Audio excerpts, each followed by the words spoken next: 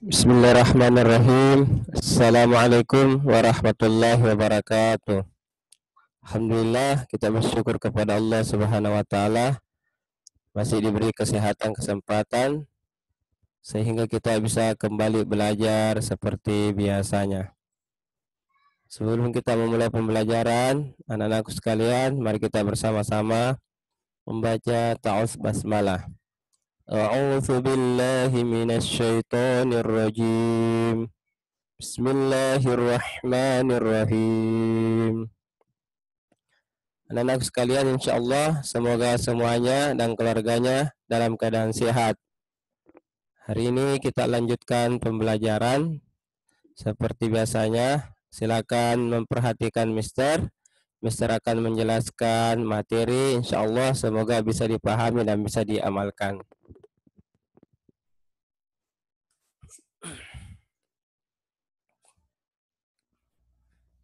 Oke, ada beberapa Mister akan jelaskan. Yang pertama, tema.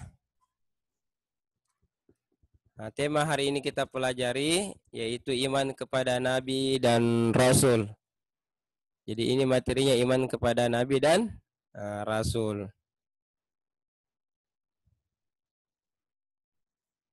Selanjutnya,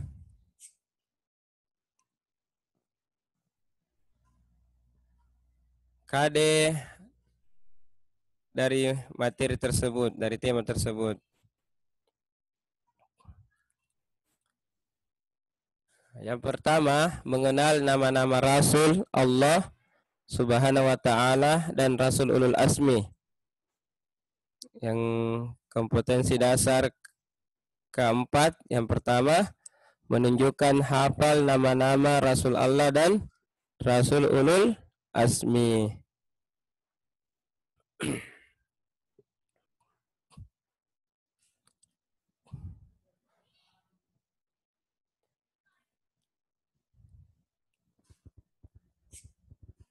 Selanjutnya, indikator dari KD yang akan kita pelajari.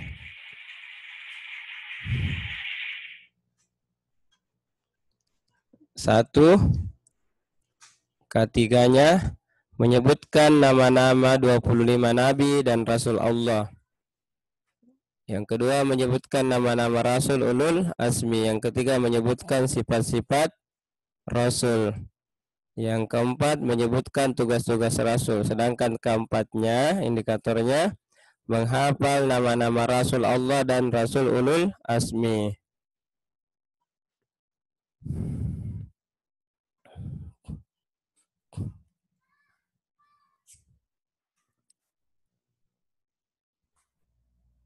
Nah, sedangkan tujuan pembelajaran dari materi tersebut, satu, siswa dapat menyebutkan nama-nama 25 Nabi dan Rasul. Dua, siswa dapat menyebutkan nama-nama Rasul Ulul Asmi.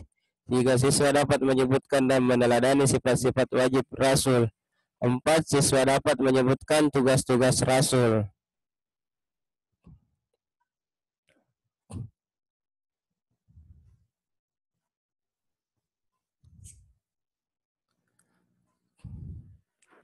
Oke, selanjutnya anak-anak sekalian, mari konsentrasi memperhatikan Mister Awal.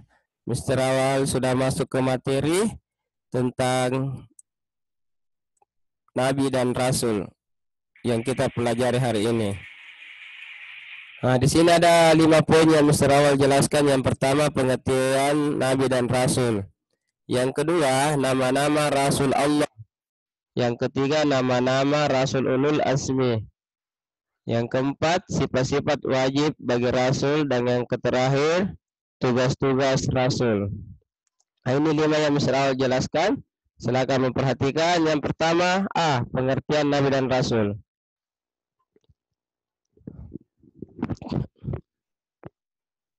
Oke, beriman kepada Rasul artinya kita yakin sepenuh hati bahwa Allah Subhanahu wa ta'ala mengutus para Rasul untuk membimbing umatnya ke jalan yang lurus.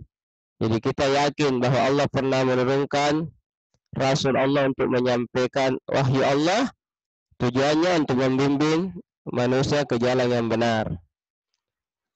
Nah, tujuan Allah mengutus Rasul yaitu untuk menghendaki setiap manusia hidup bahagia dunia dan akhirat. Untuk mencapai hal tersebut, mari kita menetapkan aturan-aturan hidup manusia, dan untuk menjelaskan aturan-aturan tersebut, maka Allah mengutus Nabi dan Rasul.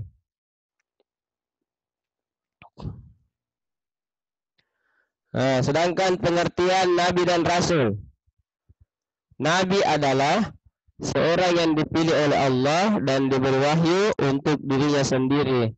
Jadi mereka diberikan wahyu tapi tidak punya tugas untuk menyampaikan kepada umatnya, hanya untuk dirinya sendiri.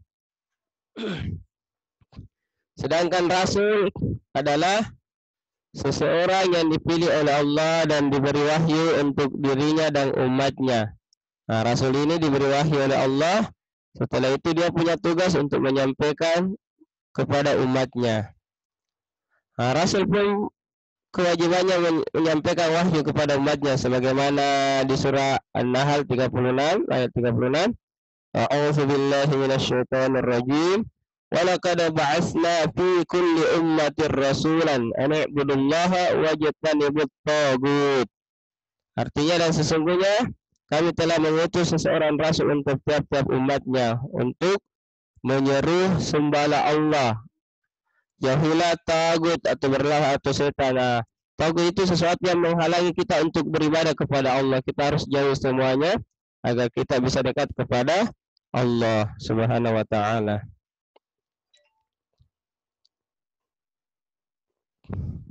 Oke, selanjutnya bagian B, nama-nama Rasul Allah. Nabi dan Rasul sangat banyak jumlahnya. Sebagian dari Nabi dan Rasul itu disebutkan dalam Al-Quran, dan sebagian lainnya tidak disebutkan. Nabi dan Rasul yang disebutkan di dalam Al-Quran ada 25. Mari kita bersama-sama melihat 25 Nabi tersebut.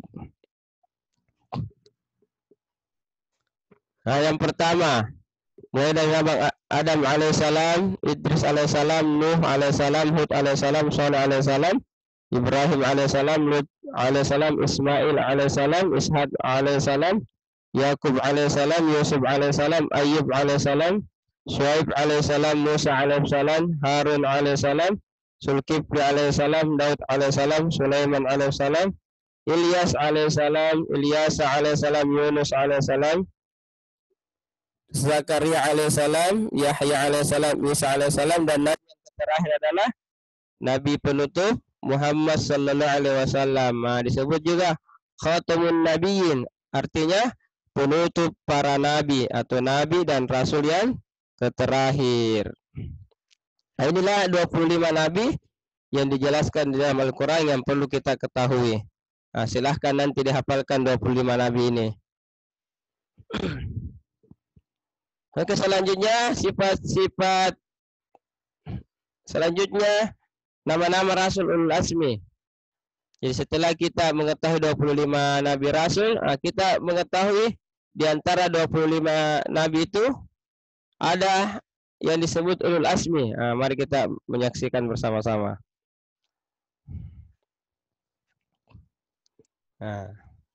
Semua Rasul orang-orang yang sabar dan istimewa. Jadi semua Rasul itu orang-orang yang sabar dan istimewa. Namun ada 5 orang yang memiliki keistimewaan yang melebihi para rasul lainnya. Mereka mendapatkan gelar Ulul Azmi. Apa itu Ulul Azmi? Yaitu para rasul yang memiliki ketabahan dan kesabaran luar biasa dalam menghadapi rintangan untuk berjuang menegakkan kebenaran. Ini para rasul yang memiliki ketabahan dan kesabaran dalam berjuang untuk menegakkan agama Allah. Adapun diantaranya ada 5.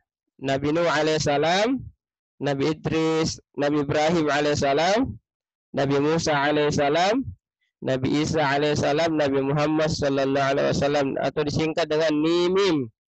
N-I-M-I-M.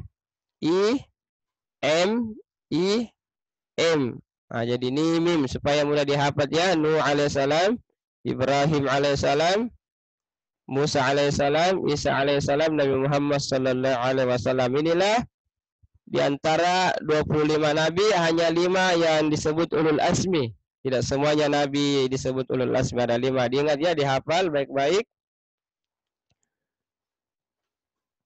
Oke, selanjutnya materi kedua, sifat-sifat wajib bagi Rasul. Sifat-sifatnya ini insya Allah harus kita teladani dalam kehidupan sehari-hari sehingga kita nanti kelak akan bersama para nabi. Amin.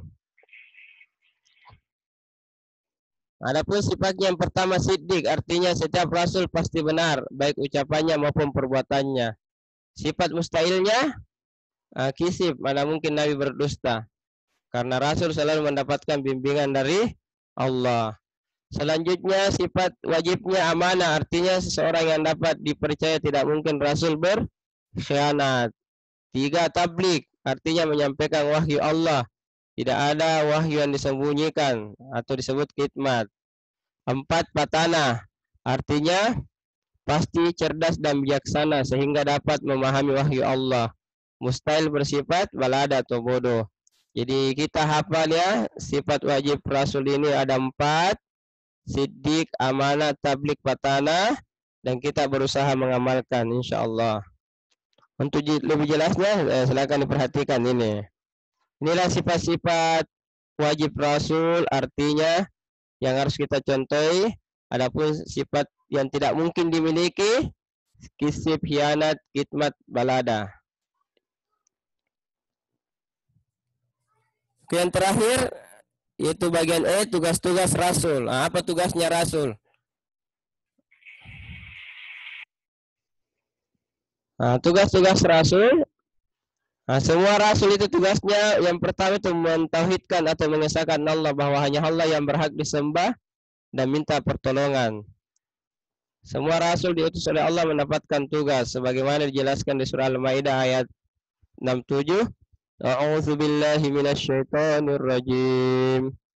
Ya ayyuhar rasuluh balligh ma unzila ilaika mir rabbik.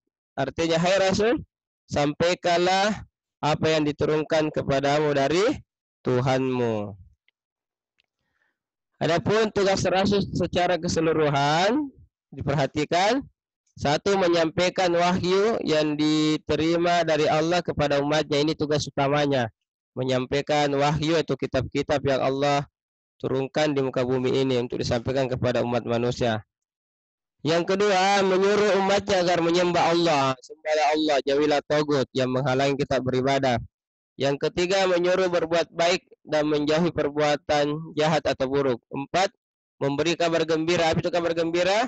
Siapa yang melaksanakan rajin sholat, suka berbuat baik, maka ditempatkan di tempat yang paling baik di surga. Dan juga memberikan peringatan kepada umatnya, siapa yang melakukan kedurhakaan, meninggalkan sholat, suka membuli, maka tempatnya di neraka.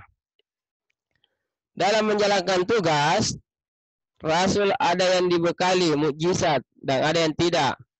Tujuannya dibekali mukjizat ini supaya umatnya yakin bahwa betul dia utusan Allah dan memudahkan juga Nabi untuk menyampaikan tugas-tugasnya.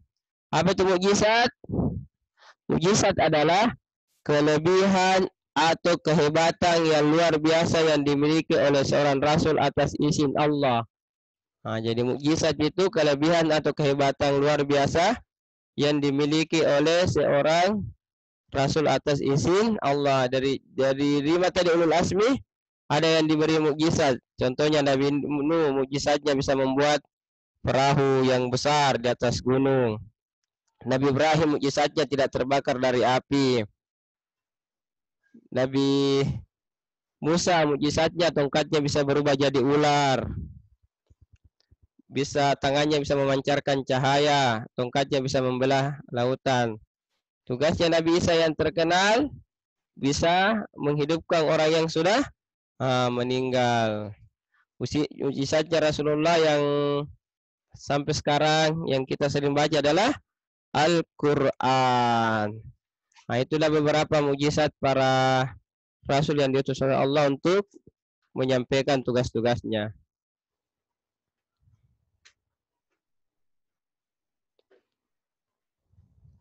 Sekarang penutup. Terima kasih.